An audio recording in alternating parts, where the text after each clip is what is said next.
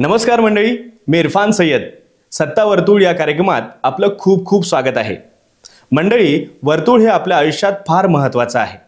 आपण सारेच एका वर्तुळात फिरत असतो, पण आजपासून आपल्या सोबत असणार आहेत सत्तेच्या वर्तुळाभोवती फिरणारे राजकीय नेते. त्यात असतील सत्तेतले, विरोधातले, आजी, माजी, भावी, प्रभावी, खास आणि आमही. आम्ही त्यांना घेरू, प्रश्नाचं वर्तुळ करू आणि उलगडू त्यांच्या डोक्यातला विकासाचं गणित.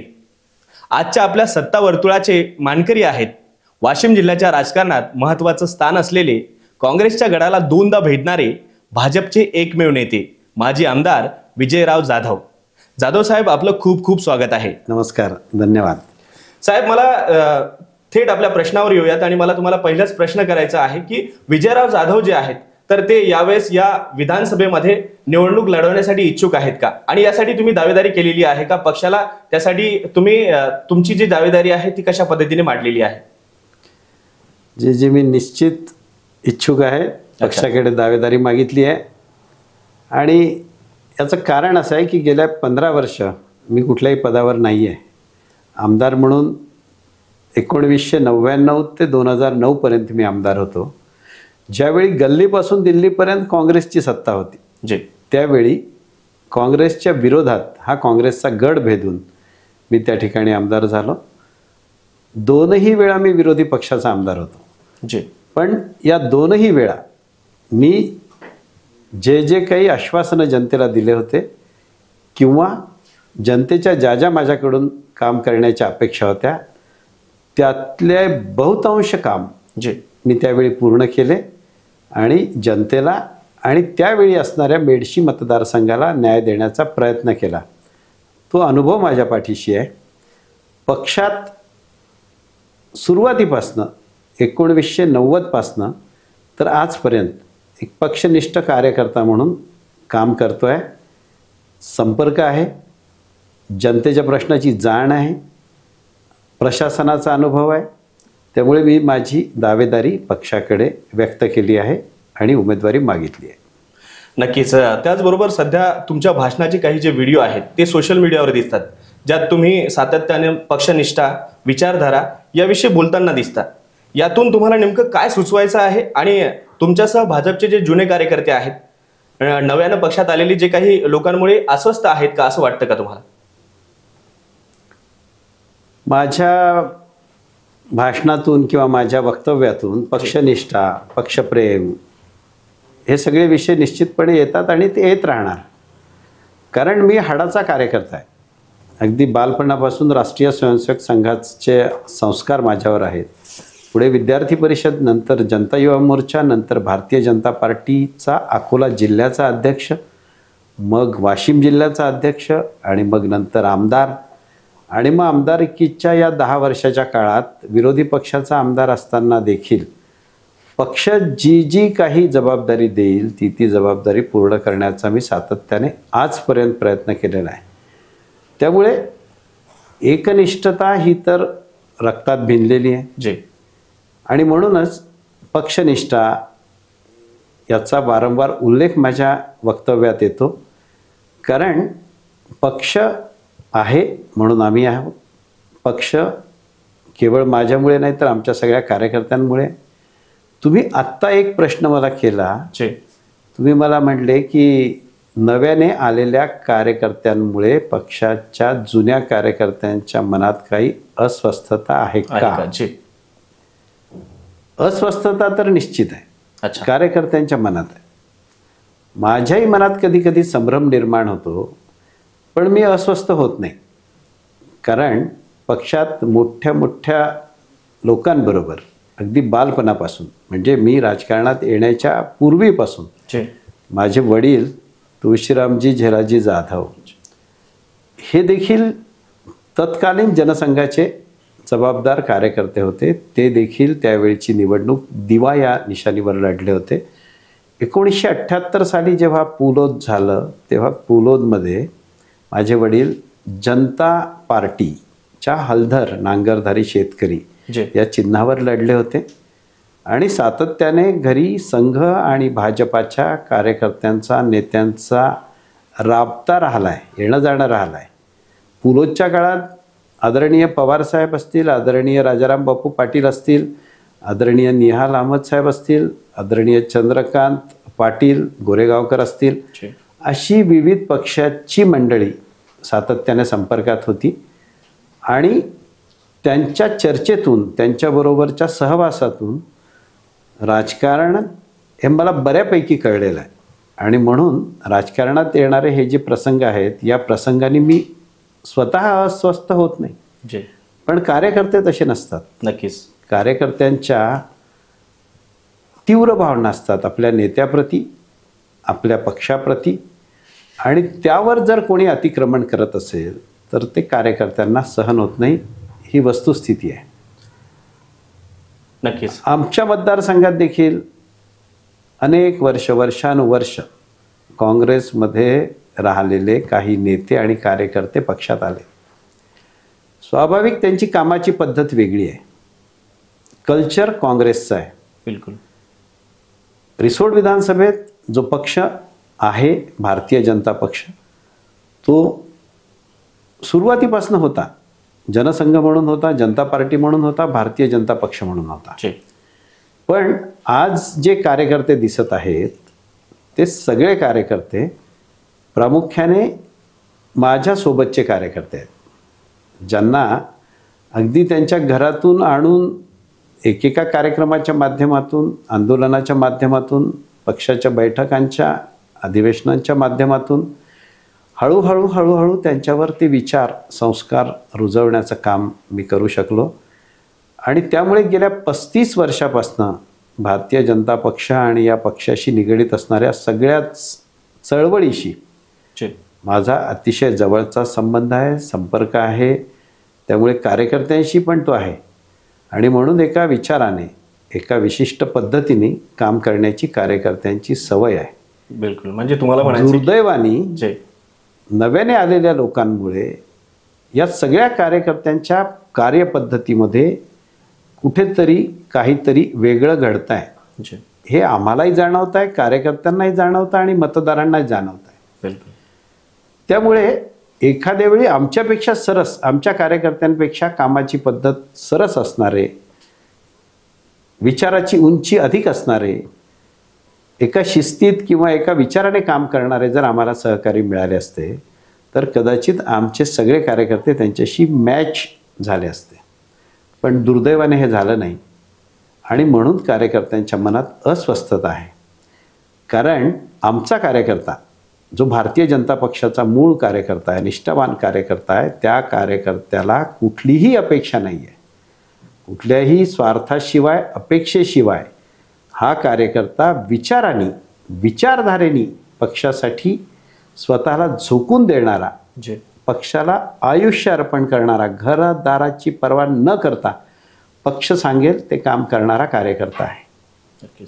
आणि आज नव्याने आलेली मंडळी पक्षात घेण्याविषयी कोणाचा त्यांना, आम्हाला काही विरोध नव्हता, नाही आहे.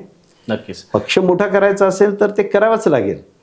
पण एक करत असताना येणाऱ्या लोकांना एकदा प्रवाहात आणून पक्षाच्या विचारधारेच्या, विचाराच्या, आचाराच्या, पक्षाच्या गतीच्या, कार्यपद्धतीच्या प्रवाहात आणून त्यांना जर पक्षाबरोबर मोठं करत गेलं हळूहळू तर त्याचा फायदा येणाऱ्या कार्यकर्त्यांनाही होणार आहे, असणाऱ्या जुन्या कार्यकर्त्यांनाही होणार आहे आणि मतदारसंघाला आणि जनतेलाही होणार आहे.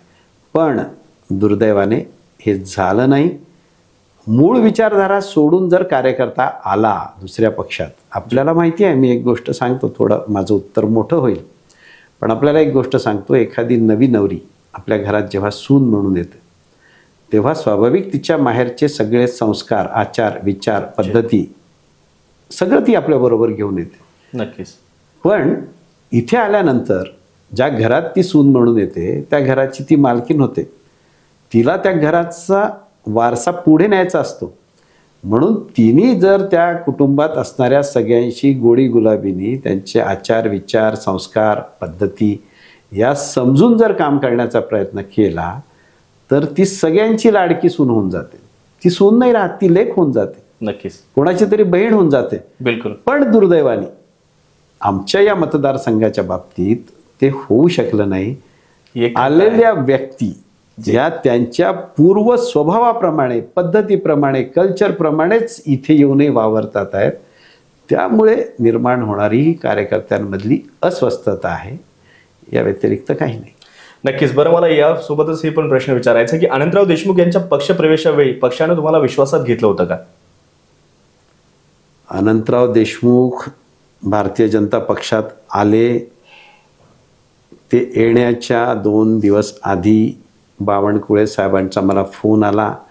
त्यांनी मला सांगितलं आणि तुम्ही या कार्यक्रमाला या असं त्यांच्या फोनवरून त्यांनी निमंत्रण दिलं.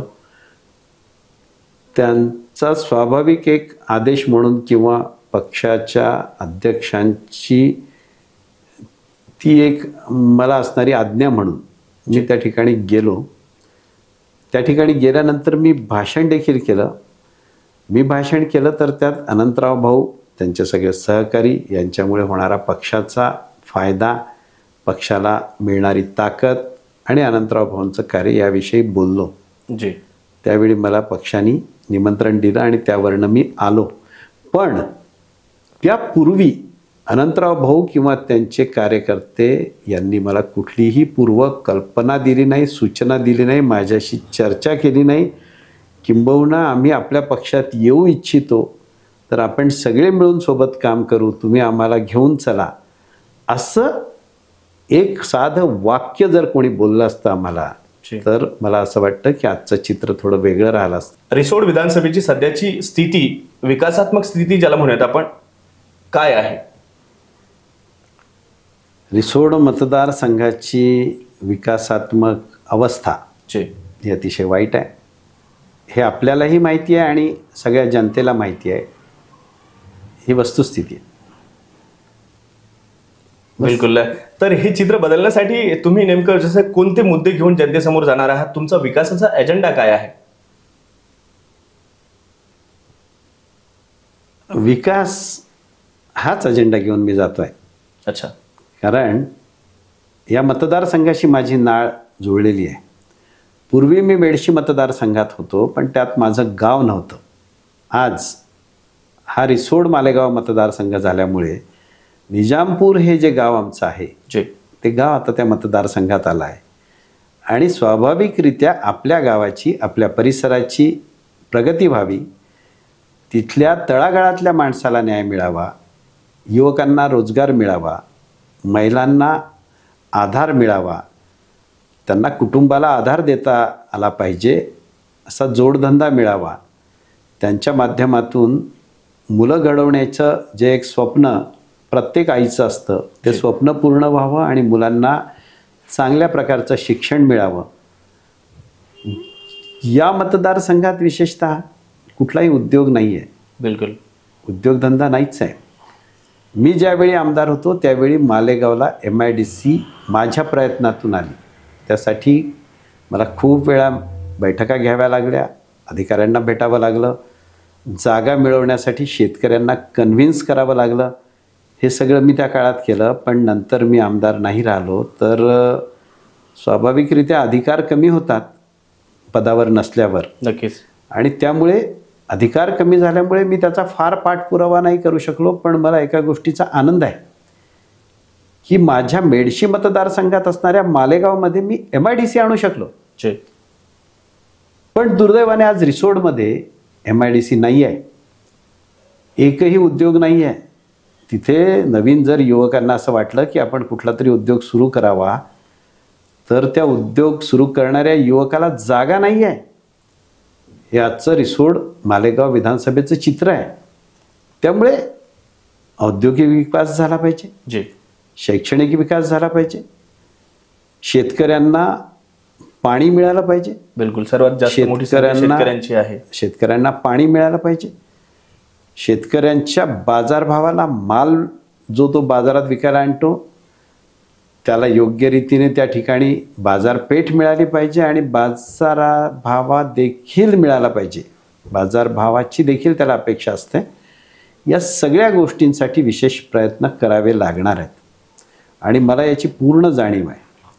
पण 10 वर्षाचा प्रशासनाचा असणारा अभ्यास आणि त्यातून कळलेले जनतेचे आणि प्रशासनाच्या अडचणी आणि प्रश्न हे सोडवण्याची क्षमता माझ्यात आहे असं मला वाटतं. कारण त्यामागचा माझा हेतू हा शुद्ध आहे. त्यामुळे मला माहिती आहे की ही व्हिजन घेऊन मतदारसंघात काम करण्याची तळमळ असणारा एक कार्यकर्ता म्हणून मतदारसंघ माझ्याकडे पाहतो आहे आणि त्यांच्या विश्वासाला मी निश्चितपणे पात्र ठरेल हा मलाही विश्वास आहे. नक्कीच. याच्यानंतरचा माझा प्रश्न आहे की अनंतराव देशमुख जे आहेत यांचे जे समर्थक आहेत मागील 5 वर्षापासून नेहमी बोलतात की तुम्ही 2019ला मदत केली असती तर भाऊ आमदार झाले असते. काय घडलं होतं नेमकं? नाही, त्या 2 गोष्टी आहेत. एकतर 2019ला ही जागा भारतीय जनता पक्षाने आदरणीय देवेंद्रजींनी शिवसेनेला दिली होती.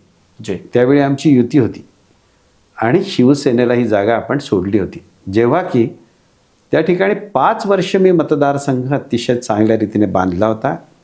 कार्यकर्त्यांची मोठ चांगली निर्माण केली होती. त्या ठिकाणी मी बूथ प्रमुखापासून तर बूथ समितीपर्यंत सगळ्या रचना पूर्ण केल्या होत्या आणि त्यावेळी काँग्रेसच्या उमेदवाराच्या विरोधात हे सगळं आम्ही करत होतो. कारण सिटिंग आमदार हे काँग्रेसचेच होते. बिलकुल. त्यामुळे काँग्रेसचा पराभव करणं हेच आमचं ध्येय होतं, उद्देश होता आणि त्याप्रमाणेच आमची सगळी वाटचाल सुरू होती. अनंतराव भाऊ देशमुख हे अपक्ष त्यावेळी उभे होते. आमची शिवसेनेबरोबर उद्धव साहेबांबरोबर युती होती आणि ती जागा युतीला सुटल्यामुळे मी करायचं असेल तर युतीचंच काम केलं पाहिजे. बिलकुल. वाशिममध्ये त्यावेळी शिवसेनेने बंडखोरी केली. एक प्रेशर टॅक्टिक्स म्हणून आमच्याही नेत्यांनी मला सांगितलं की तू रिसोडमध्ये अपक्ष म्हणून अर्ज भर. मी अर्ज भरला पण मी अपक्ष लढणार नाही हे मी नेतृत्वाला सांगितलं, देवेंद्रजींना सांगितलं. कारण तो पक्षाची शिस्त मोडल्याचा प्रकार होता आणि मला ते अपेक्षित नव्हतं म्हणून मी अपक्ष उभा नाही राहिलो. अनंतराव भाऊ अपक्ष होते पण माझ्या पक्षाने त्यांना अधिकृत पाठिंबा दिला नव्हता किंवा माझ्या पक्षाच्या नेत्यांचा तसा मला आदेश नव्हता की आपल्याला या ठिकाणी अपक्षांचं काम करायचं आहे. अच्छा. कारण युती धर्म आमचे नेते पाळतच होते. देवेंद्रजींनी जर असं मला इशारा जरी केला असता तरी मी ते केलं असतं पण आमच्या नेत्यांनी कोणालाही असं सांगितलं नाही. त्यावेळी ज्या लोकांना काँग्रेसचा खूप विरोध होता आणि शिवसेनेचा उमेदवार पसंत नव्हता किंवा वाशिममध्ये शिवसेनेने केलेली बंडखोरी आवडली नव्हती त्यामुळे काही लोकांनी अनंतरावचं काम केलं कारण ते अपक्ष होते आणि अनंतराव अपक्ष असल्यामुळे माझे जवळचेही काही कार्यकर्ते नातेवाईक यांनी देखील त्यांचं काम केलं. भाजपच्याही काही लोकांनी ज्यांना पर्याय नाही, शिवसेनेचाही उमेदवार योग्य वाटत नाही, काँग्रेसला तर विरोधच आहे, शिवसेनेने इथे बंडखोरी केली आहे म्हणून त्याचे परिणाम रिसोडवर होणारच होते, ते झाले.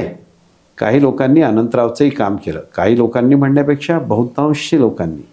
पण मी मात्र असं करू शकत नव्हतो, ते करणं योग्य नव्हतं. त्यात एक गोष्ट आहे, तुम्ही आता तो प्रश्न विचारला म्हणून, जर मला नेतृत्वाने तशा सूचना दिल्या असत्या तर मला ते मान्य करावं लागलं असतं किंवा अनंतराव भाऊनी जर त्यावेळी असा शब्द दिला असता. जेव्हा ते मला भेटायला आले तेव्हा मी त्यांना म्हटलं होतं की एक मीटिंग रिसोड आणि मालेगावला आपण संयुक्त घेऊ, त्यात तुम्ही हे सांगा की मी अपक्ष आहे आणि मी निवडून आलो तर भाजपमध्येच येईल, तुमच्यासोबतच राहील. तुमच्यासोबत त्यांचं काही बोलणं झालं नव्हतं असं त्यांनी म्हणावं असं मला वाटत होतं. पण अनंतराव भाऊनी अशा प्रकारची कुठलीही मीटिंग घेतली नाही, त्यांनी अशा प्रकारचं कमिटमेंट कुठेही दिलं नाही आणि ते कमिटमेंट देण्याची त्यांची इच्छा नव्हती असं मला वाटतं. ते थोडा अंदाज घेत होते की आपण अपक्ष आहोत, उद्या काँग्रेसचं सरकार आलं तर काँग्रेसकडे जाऊ, भाजपाचं आलं तर भाजपाकडे जाऊ. पण पब्लिकली कुठली कमिटमेंट देण्याची त्यांची इच्छा मला दिसली नाही. नाहीतर त्यांनी माझ्या म्हणण्याप्रमाणे 2 स्वतंत्र बैठका, एक मालेगाव तालुक्यात एक रिसोड तालुक्यात घेतल्या असत्या आणि त्या ठिकाणी त्यांनी ते जाहीर केलं असतं. पण मी मात्र अनंतराव भाऊला मदत करू शकत नव्हतो कारण अनंतराव भाऊ हे अपक्ष होते, भाजप पुरस्कृत नव्हते. ते भाजप आणि मी भाजपचा जबाबदार कार्यकर्ता आहोत. त्यामुळे मला पक्षाच्या काही मर्यादा, काही जबाबदाऱ्या या सांभाळूनच राजकारणात वागावं लागतं. पण याचा अर्थ असा नाही की मी अनंतरावच्या विरोधात होतो. कारण त्याचवेळी रिसोड कृषी उत्पन्न बाजार समितीमध्ये अनंतराव देशमुख आणि आमची सहकारातली युती होती आणि त्यामध्ये अनंतराव देशमुखांचा सभापती आणि आमचा उपसभापती हे निवडणुकीपूर्वी आमचं ठरलं होतं. 5 वर्ष आम्ही अशाच पद्धतीने बाजार समिती चालवायची ही आमची भूमिका होती. त्यामुळे त्या ठिकाणी आम्ही सोबत होतो. पण त्याचा परिणाम विधानसभेवर किंवा विधानसभेचा परिणाम त्याच्यावर होऊ दिला नाही. मधल्या काळात बाजार समितीचा सभापती करताना 2.5 वर्षाच्या काळात अनंतराव भाऊच्या सभापतींनी योग्य काम केलं नाही. नंतर ज्यांना सभापती करायचं ती व्यक्ती योग्य नाही असं बाजार समितीच्या 10 संचालकांचं एक साथ म्हणणं होतं. आणि ते सगळे माझ्याकडे आले की तुम्ही ही भूमिका घ्या, सभापतीही तुमचा आम्ही करतो आणि उपसभापतीही तुमचा करतो. पण मी त्यांना नम्रपणे नकार दिला. त्यांना म्हटलं की हे राजकारणात शब्दाला महत्त्व असतं. बिलकुल. राजकारण हे विश्वासावर आणि शब्दावर चालतं. अनंतराव देशमुख आणि माझं हे ठरलेलं आहे की सभापती त्यांचा, 5 वर्ष उपसभापती माझा. पण असं असतानाही तुम्ही आत्ता जी काही नाराजी व्यक्त करत आहात ती नाराजी आपण अनंतराव भाऊंना बोलू, आपल्या सगळ्या व्यथा त्यांच्यासमोर मांडू आणि त्यातून काय मार्ग निघेल तो आपण काढू. पण त्यांच्या माघारी दिलेला शब्द मोडणं, काहीतरी निमित्त लावणं आणि मग आपलाच सभापती करून घेणं ही स्वार्थी भूमिका झाली असती. म्हणून ते मी केलं नाही. आणि ते न करता मी रिसोडला गेलो, दिवसभर उपाशी राहिलो, अनंतराव भाऊंशी संपर्क केला, संवाद साधला, या सगळ्या नाराज असणाऱ्या संचालकांची मनधरणी केली, आमची एक संयुक्त बैठक घेतली आणि मग त्यातून भुतेकर ताई ह्या पुन्हा सभापती झाल्या ज्या अनंतराव देशमुखांच्या गटाच्या होत्या आणि आमचा उपसभापती झाला. राजकारणात शब्द पाळणारा मी माणूस आहे. त्यामुळे ही युती त्यावेळी आमची तुटली असती, पण दिलेला शब्द पाळायचा, 5 वर्षाचं कमिटमेंट पूर्ण करायचं, त्या आधारावर मी ती बाजार समितीची पद्धती सुरू ठेवली. अर्थात आम्ही पण नाराज होतो, पण ते करावं लागलं. आम्ही ते केलं आणि आपला शब्द पाळला. त्यामुळे आज जर कोणी असा आरोप करत असेल की मी अनंतरावांना मदत केली नाही म्हणून ते पडले, तर हे मला मान्य नाही आहे. कारण मी मदत करूच शकत नव्हतो, तशी माझ्यावर जबाबदारी होती. मला पण हेच जाणून घ्यायचं होतं की हे जे लोकांचं जे म्हणणं आहे त्याच्याविषयी तुमचं मत काय आहे. नक्कीच हे मला कळलेलं आहे. आणि याचबरोबर जसं आता पक्षानं जर दुसऱ्याला उमेदवारी दिली तर तुमची काय भूमिका नेमकी याच्यामध्ये असणार आहे. नाही, मला माझ्या पक्ष नेतृत्वावर पूर्ण विश्वास आहे. मला हे माहिती आहे की माझं नेतृत्व हे माझ्यावर अन्याय करणार नाही.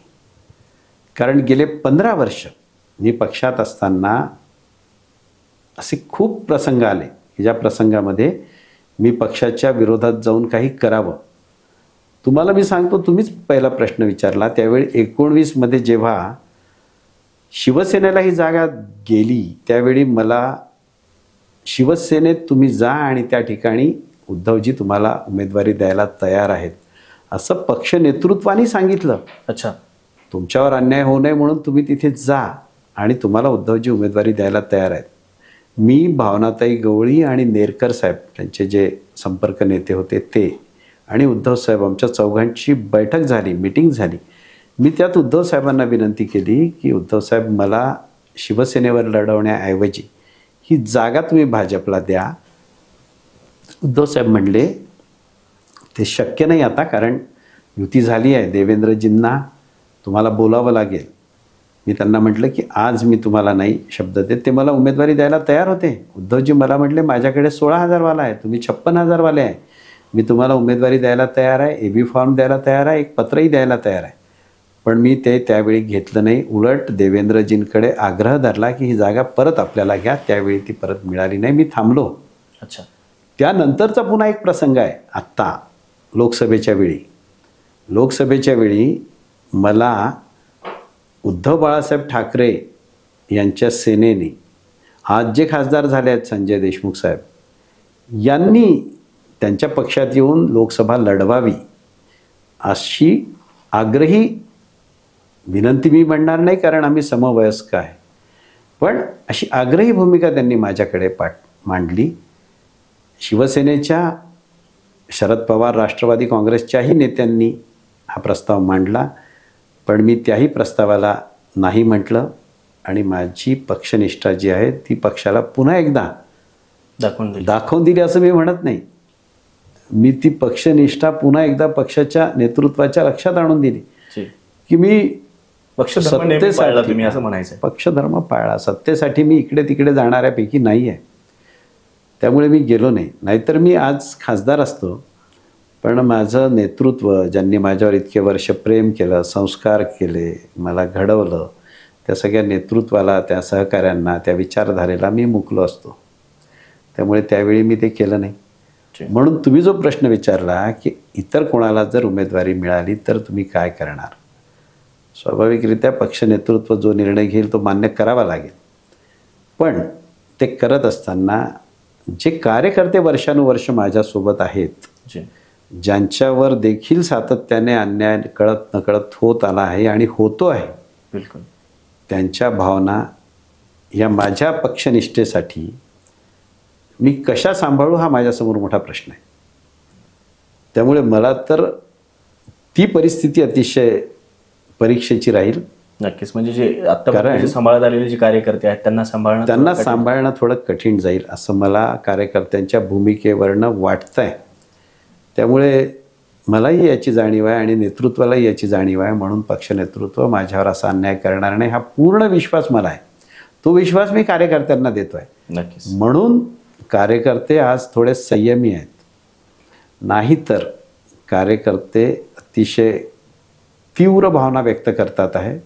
याला थोडंसं पक्षांतर्गत कारणही तसंच आहे की नव्याने आलेल्या लोकांनी जुन्या लोकांना विश्वासात न घेता बूथ प्रमुखापासूनच्या सगळ्या जबाबदाऱ्या बदलून टाकल्या. नवीन लोक सगळे आणून बसवले.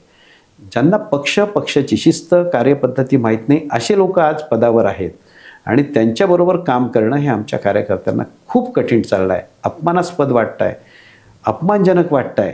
पण तरी देखील जर मी नेता असेल तर मला त्यांना सांभाळलं पाहिजे, त्यांच्या भावनांना जपलं पाहिजे असं मला वाटतं आणि मी तो प्रयत्न करतो आहे. त्या प्रयत्नात मला यश येईल असं वाटतं. नक्कीच. तुम्ही 2 वेळ या भागात आमदार होते, तर तुमची कोणती अशी ठोस कामं आहेत जी आजही लोकांच्या हिताची ठरत आहेत? मी 10 वर्ष आमदार होतो आणि तसा 10 वर्षाचा कालावधी हा खूप होतो. बिलकुल. 10 वर्षात मी मतदारसंघात म्हणजे 99 मध्ये मी मतदारसंघात मागासलेला मतदारसंघ होता. म्हणजे अतिशय वाईट, आज आहे त्यापेक्षाही वाईट स्थिती मतदारसंघाची होती. त्यावेळी मी लोकांना जे शब्द दिले, ज्या गोष्टी मी त्यांना बोललो, कबूल केल्या, त्या जवळपास मी पूर्ण केल्या. म्हणजे मला त्याचा खूप अभिमान आहे. त्या काळात काँग्रेसचं सरकार होतं, राष्ट्रवादी आणि काँग्रेसचं सरकार असताना देखील माझे सगळे कामं होत होते. मला तत्कालीन मुख्यमंत्री, मंत्री या सगळ्यांनी सहकार्य केलं. एवढंच नाही तर अधिकाऱ्यांनीही सहकार्य केलं आणि म्हणून मतदारसंघात मी खूप कामं करू शकलो. मी आत्ता सांगितल्याप्रमाणे मालेगावची MIDC असेल, वीज उपकेंद्राचे काही प्रस्ताव असतील, पाणी या मतदारसंघात कुठेच नव्हतं, धरणं झाले नव्हते कारण पूर्वीचे जे आमदार होते त्यांना पाण्याचं महत्त्वच कळत नव्हतं. त्यामुळे त्यांनी धरणं करण्याचा कधी प्रयत्नच केला नाही. उलट धरण होत असेल तर त्यात शेतकऱ्यांची, जवळच्या नातेवाईकांची जमीन जाते म्हणून ते होऊच दिलं नाही. ही वस्तुस्थिती होती. मी आल्यानंतर या मतदारसंघात अनेक धरणं केले, मोठे तलाव केले. रस्ते नव्हते या मतदारसंघात चांगले. ते रस्ते 95 ते 99 जेव्हा गडकरी साहेब मंत्री होते, बांधकाम मंत्री महाराष्ट्राचे होते, त्या काळात त्यांच्याकडनं या मतदारसंघातल्या रस्त्यांसाठी निधी आणला आणि रस्ते केले. त्या काळात झालेल्या रस्त्यांची स्थिती आजही चांगली आहे कारण त्यावेळी करप्शन नव्हतं. त्यावेळी क्वालिटीकडे लक्ष देणारा, क्वालिटीला महत्त्व देणारा आमचा नेता नितीन गडकरी यांचं बारीक सारीक गोष्टींवर लक्ष होतं. मलाही त्यांनी वारंवार ते सांगितलं, त्यामुळे मीही क्वालिटीकडे सगळ्या कामांच्या विशेष लक्ष देत होतो. त्यामुळे त्या काळात झालेले रस्ते, त्या काळात झालेले धरणं, त्या काळात झालेले तलाव, त्या काळात झालेली मालेगावची MIDC, त्या काळात झालेले विजेचे उपकेंद्र, त्या काळात झालेलं मालेगावचा ITIची इमारत, त्या काळात झालेल्या या ज्या सगळ्या गोष्टी आहेत, विशेषतः तीर्थक्षेत्र जे आहेत, श्रद्धास्थान जे आहेत, त्या ठिकाणी माझ्या मतदारसंघात म्हणजे आजच्या रिसोडमध्ये नाही, मेडशी मतदारसंघात जे सगळे प्रमुख गावं येतात त्या सगळ्या गावांमध्ये मी जे सभामंडप मंदिरासमोर बांधले, जे वेगवेगळ्या समाजासाठी बांधले, शाळांच्या खोल्या बांधल्या, त्याची गुणवत्ता ही आजही लोकांना दिसते आहे आणि लोक त्याची तुलनात्मक फरक लोकांना जाणवतो आहे म्हणून चर्चा करत आहेत. अशा पद्धतीने खूप सारे कामं, त्यामुळे हे सगळे कामं प्रशासनाबरोबर, अधिकाऱ्यांबरोबर सामंजस्याची भूमिका घेऊन, वेळप्रसंगी त्यांना सहकार्य करून, वेळप्रसंगी त्यांना नियमावर बोट ठेवून काम करताना कुठे अडचण येत असेल तर अधिकाराचा वापर करून, आमदार म्हणून जे अधिकार मला होते त्या अधिकाराचा वापर करून त्यांना सहकार्य करून, मंत्री महोदयांना भेटून, शासनातून शिथिलता आणून किंवा त्या कामाकडे थोडासा दुर्लक्ष करून नियमावर बोट ठेवत असताना जनतेचं हित याला महत्त्व देऊन कामं करण्याची माझी जी पद्धत होती त्यावरनं कार्यकर्त्यांना माहिती आहे. मी रिसोड विधानसभेत तर नाही म्हणत, पण मेडशी मतदारसंघात केलेले जे कामं आहेत ती माझी खूप मोठी जमेची बाजू आहे आणि त्या बाबतीत मी समाधानी आहे, जनताही समाधानी आहे. तर आता आपण रॅपिड प्रश्नांकडे वळूयात, ज्याच्यात 2 शब्द असतील आणि त्याच्यापैकी तुम्हाला एक निवडायचा आहे. एक रॅपिड फायर प्रश्न ज्याला आपण म्हणूयात. तर असे प्रश्न आहेत, मी त्याला तुम्हाला विचारतोय, त्याच्यातला एक शब्द तुम्हाला निवडायचा आहे. पक्ष की अपक्ष? पक्ष. पक्ष. कमळ की धनुष्यबाण? कमळ. अनंतराव देशमुख की भावना गवळी? यांचा काय प्रश्न आहे? काय नेमकं चूज करायचं आहे तुम्हाला? चूज करायचं असेल तर स्वाभाविकरित्या भावना गवळी. अच्छा. कारण भावना गवळी आणि आम्ही हे युतीच्या काळापासून सोबत आहोत. बाळासाहेब ठाकरे, प्रमोद महाजन, गोपीनाथ मुंडे, मनोहर जोशी यांनी केलेली युती आहे ही. त्यामुळे तेव्हापासूनचं आमचं सूत जुळलेलं आहे, विचारधारा एक आहे, कार्यकर्ते सोबत आहेत. त्यामुळे अनंतराव भाऊ आमचे मित्र म्हणून सहकारातले ठीक आहे, पण विचारधारेच्या दृष्टीने भावनाताई जवळ. नक्कीच. आणि शेवटचा प्रश्न आहे, नितीन गडकरी की देवेंद्र फडणवीस? नाही, हा असं तुलना नाही होऊ शकत दोघांमध्ये, पण तरीही देवेंद्रजी असते आमचे नेते आहेत, नितीनजी मला सिनियर आहेत आणि ते माझे चांगले मित्र आहेत. विद्यापीठ निवडणुकीपासून, मी नागपूर विद्यापीठाचा पदवीधर आहे, विद्यापीठ निवडणुकीपासून आम्ही सोबत काम केलेलं आहे. माझे वडील संघाचे प्रचारक होते, नितीनजींचे मामा देखील संघाचे प्रचारक होते आणि तेव्हापासून माझे वडील आणि त्यांचे मामा असा आमचा संबंध आहे. त्यानंतर नितीनजी आणि मी असा आमचा संबंध आहे. त्यामुळे एक गोष्ट तर नक्की आहे की नेते म्हणून दोघंही माझे आहेत, एकाला नाही मी असं म्हणू शकत. नक्कीच. तर सत्ता वर्तुळ या कार्यक्रमात आपण आज आलात, खूप अशी चर्चा केली, त्याबद्दल खूप खूप धन्यवाद. धन्यवाद. तुम्हालाही धन्यवाद. नमस्कार. प्रायोजक अभि पाटील फोटोग्राफी वाशिम.